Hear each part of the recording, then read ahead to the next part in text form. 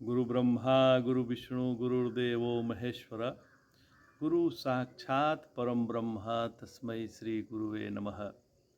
सदाशिव समारंभां शंकराचार्य मध्यमाम् अस्मदाचार्य पर्यन्तां वंदे गुरु परंपराम्। ओम श्री गुरुभ्यो नमः। ओम श्री परमात्मने नमः। हम लोग गीता के 16वें अध्याय पर विचार कर रहे हैं। आज जो है हम लोग 23वें श्लोक पर विचार करने जा रहे हैं। पहले श्लोक का पाठ कर लेते हैं, फिर अर्थ समझते हैं कि भगवान क्या कह रहे हैं। तो देखिए, भगवान कहते हैं, यह शास्त्र विधि मृत्सु वर्तते काम कारतः न स सिद्धिमवाप्नोति न सुखम न पराम गतिम। भगवान कह रहे हैं कि जो मनुष्य शास्त्र विधि को छोड़कर अपनी इच्छा से मनमाना आचरण करता है, वह न सिद्धि अंतःकरण की शुद्धि को, न सुख को और न ही परम गति को प्राप्त होता है। देखिए कितना सुंदर बात भगवान कह रहे हैं कि जो मनुष्य शास्त्र विधि को त्याग कर, छोड़कर अपनी इच्छा से मनमाना करता है, मनमाना आचरण करता है, वह न सिद्धि को प्राप्त होता है। सिद्धि से यहाँ तात्पर्य है अंतःकरण की शुद्धि। सिद्धि से कई लोग दूसरा समझ लेते हैं। सिद्धि से यहाँ तात्पर्य है अंतःकरण की शुद्धि। न सुख को और न परम गति को ही वह प्राप्त कर पाता है। इस समस्त आसुरी संपत्ति के त्याग का और कल्याणमय आचरणों का मूल कारण शास्त्र है। जो आसुरी संपत्ति है उसका त्याग एक प्रकार से ही हो सकता है जब हम शास्त्र के अनुसार अपना जीवन चलाएं, गुरु के अनुसार अपना जीवन चलाएं। जो हमारे शास्त्र कहते हैं उसके अनुसार हमारा आचरण हो, हम अपने जीवन में धर्म को लाएं, तो हम आसुरी संपत्ति से बच जाएंगे। यही भगवान कह रहे हैं कि शास्त्र प्रमाण से ही यह किया जा सकता, अन्यथा नहीं। अतः जो मनुष्य शास्त्र के विधान को, जो शास्त्र ने विधान निर्धारित किया है, उसको नहीं मानता है, कर्तव्य अकर्तव्य के ज्ञान का कारण जो विधि निषेध बोधक आदेश है, उसको छोड़कर कामना से युक्त होकर, इच्छाओं को पाला हुआ कामना से युक्त होकर कार्य करता है, तो न इस लोक में सुख पाता है और न ही परम गति को अर्थात स्वर्ग या मोक्ष को ही प्राप्त होता है। यह भगवान का वचन है। तो जो लोग मनमाने ढंग से यज्ञ करते हैं, दान करते हैं, तप करते हैं, परोपकार के कर्म करते हैं, वे बाहर के आचरणों को ही श्रेष्ठ समझते हैं। उनके लिए बाहर के आचरण श्रेष्ठ हैं। दूसरे लोग भी बाहर के आचरणों को ही विशेषता से देखते हैं। भीतर के भावों को, सिद्धांतों को जानने वाले लोग तो बहुत कम ही होते हैं, परंतु वास्तव में महत्व भीतर के भाव का ही है। अपनी दृष्टि से अच्छे काम करने वाले मनुष्य भी भीतर में काम, क्रोध और लोभ रहने से शास्त्र विधि की अवहेलना करने लग जाते हैं और जिससे वे अधोगति को प्राप्त होते हैं। आसुरी संपदा वाले हैं, जो शास्त्र के नियमों का पालन नहीं करते हैं, वह अधोगति को प्राप्त होते हैं। आसुरी संपदा वाले जो शास्त्र विधि का त्याग करके यज्ञ आदि शुभ कर्म करते हैं, उनको धन मान आदि मिल जाता है, पर वास्तव में अंतःकरण की शुद्धि रूप जो सिद्धि है वह उनको नहीं मिलती है। उनको परम गति भी नहीं मिलती है। परम गति मिले भी कैसे? न तो वे परम गति को मानते हैं और न ही काम को क्रोध लोभ के कारण उनके कर्म शुद्ध होते हैं, क्योंकि वो शास्त्र के नियमों को मानते नहीं हैं।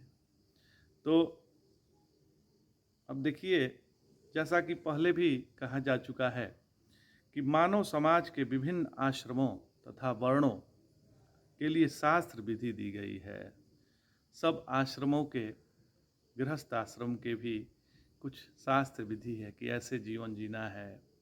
पहले ब्रह्मचर्य आश्रम आता है, तो ब्रह्मचारी को कैसे रहना चाहिए, फिर गृहस्थ को कैसे रहना चाहिए, और फिर वानप्रस्थी को कैसे रहना चाहिए, और फिर आपके सन्यासी को कैसे रहना चाहिए। शास्त्र ने नियम विधान किया हुआ है, उसके अनुसार जो है चलना चाहिए। तो प्रत्येक विधि को इन विधि विधानों का पालन करना पड़ता है, और यदि कोई इनका पालन न करके काम क्रोध और लोभवश स्वेच्छा से कार्य करता है तो उसे जीवन में कभी सिद्धि प्राप्त नहीं हो सकती, उसका अंतःकरण शुद्ध नहीं हो सकता। और यदि दूसरे शब्दों में, भले ही मनुष्य ये सारी बातें सिद्धांत के रूप में जानता है, लेकिन यदि वह इन्हें अपने जीवन में नहीं उतारता है। अब हम नित्य सत्संग सुन रहे हैं, लेकिन उस सत्संग में जो सुने हुए शब्द हैं, सुने हुआ जो ज्ञान है, वह यदि हम अपने जीवन में नहीं उतारते हैं तो उस सत्संग का भी अपमान करते हैं और शास्त्र के भी कहे हुए वाक्यों को हम अपमान ही करते हैं, तो हम स्वयं पतित होते हैं। तो मनुष्य योनि में जीव से आशा की जाती है कि वह बुद्धिमान बने और सर्वोच्च पद तक जीवन को ले जाने वाला विधानों का पालन करे, किंतु यदि वह पालन नहीं करता है तो उसका अधः पतन निश्चित है। लेकिन फिर भी जो विधि विधानों तथा नैतिक सिद्धांतों का पालन करता है, वह अंततोगत्वा परमेश्वर को समझ नहीं पाता, तो उसका सारा ज्ञान व्यर्थ चला जाता है। जानता तो है पर मानता नहीं है। यदि वह ईश्वर के अस्तित्व को मान भी ले, किंतु यदि भगवान की सेवा नहीं करता तो भी उसके सारे प्रयास निष्फल हो जाते हैं। अतएव मनुष्य को चाहिए कि अपने आप को कृष्ण या किसी भी भगवान के प्रति भक्ति में समर्पित कर दे, तभी वह सिद्धावस्था को प्राप्त कर सकता है। काम कारतः शब्द अत्यंत सार्थक है। जो व्यक्ति जानबूझकर नियमों का अतिक्रमण करता है, वह काम के बस में होकर कर्म करता है। वह जानता है कि ऐसा करना मना है, फिर भी वह ऐसा करता है। इसी को स्वेच्छाचार कहते हैं। यह जानते हुए भी कि अमुक काम गड़बड़ है, नहीं करना चाहिए, फिर करता है। तो अपने ज्ञान का जो अपमान करता है महाराज, वो सबसे बड़ा पापी है। नारायण, जो व्यक्ति देह के रूप में रहना चाहता है और उसके लिए कुछ भी करने को तैयार है, वह व्यक्ति आसुरी प्रकृति का है। पिछले श्लोकों में भगवान ने आसुरी प्रकृति के लक्षण बतलाए। उसके बाद आसुरी प्रकृति का जो मुख्य कारण है, काम, क्रोध और लोभ, यह बतलाए। द्वितीय अध्याय में भगवान ने कामना को अधः पतन की सीढ़ी बतलाई है। भगवान कहते हैं द्वितीय अध्याय का 62वां श्लोक है, ध्यायतो विषयान् पुरुषः संगस्तेषुपजायते संगात् संजायते कामः कामात् क्रोधोभिजायते। तो हम अपना अधः पतन कैसे करते हैं, उसको एक कदम शुरुआत से एक एक करके 8 कारण भगवान ने बतलाया। इसके मुख्य कारण कामना ही है। भगवान ने कहा, ध्यायतो विषयान् पुंसः। हम से यदि कोई कहे कि अपने स्वरूप का चिंतन करिए, तो हम इसको समझ नहीं पाते हैं और प्रश्न पूछ बैठते हैं कि ये स्वरूप चिंतन क्या है, आखिर चिंतन कैसे करें। तो हम हैं, यह तो हम जानते हैं कि हम हैं, फिर कैसा स्वरूप चिंतन। तो कारण यह है कि हमें अनात्म चिंतन का हमें इतना अभ्यास हो गया है, हम अनात्म चिंतन इतना करते हैं कि आत्मचिंतन समझ में नहीं आता है कि आखिर आत्मचिंतन कैसे करें, यही समझ में हमें नहीं आता।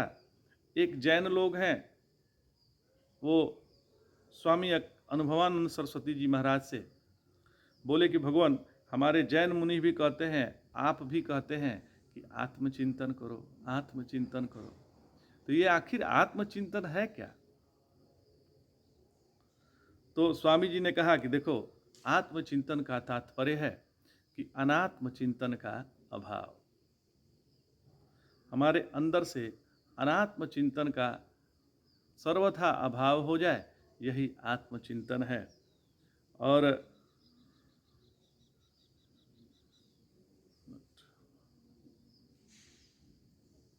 जब हमारा अनात्म चिंतन का अभाव हो जाएगा तो इसी को आत्मचिंतन कहते हैं। तो जो यह स्थिति है वह वृत्तियों की अभाव की स्थिति है। वहाँ वृत्तियाँ शून्य मात्र है, वहाँ वृत्तियाँ ही नहीं है।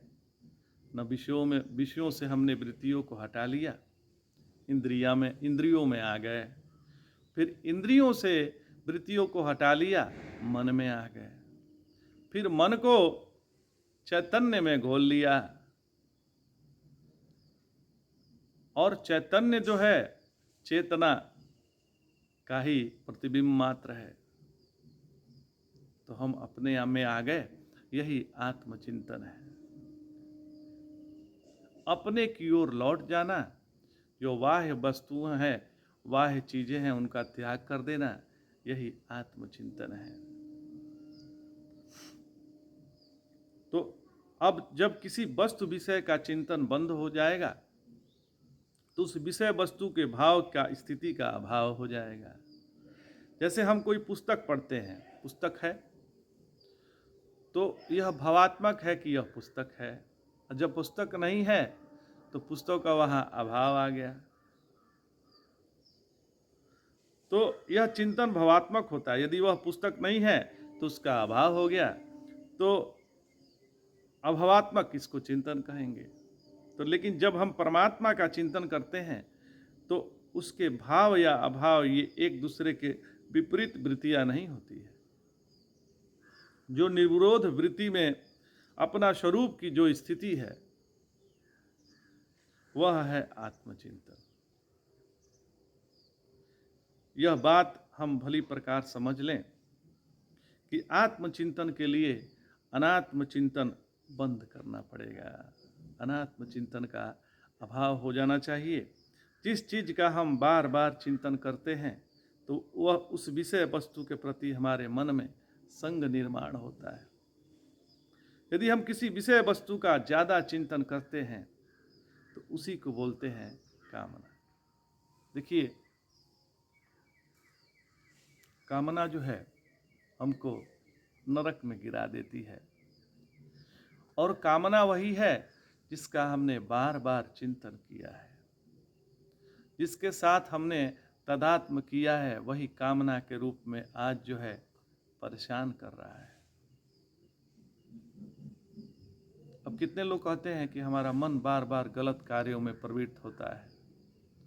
तो इसका कारण यह है कि आपने पूर्व समय व्यतीत किया है, उसी कार्य में बार बार व्यतीत किए हैं, उसी को आपने सत्य माना है, परमात्मा से अपने को दूर कर लिया है। आपने विषयों को सत्य माना है, आपने भोगों को सत्य माना है, आपने उस गलत कार्यों को ही आत्म रूप से स्वीकार कर लिया है। इसलिए आपकी प्रवृत्ति बार बार उसी तरफ जाती है।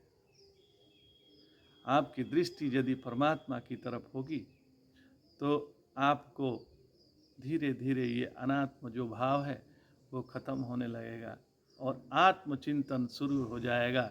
यही आत्मचिंतन है। अनात्म का चिंतन का अभाव हो गया तो आत्मचिंतन आरंभ हो गया।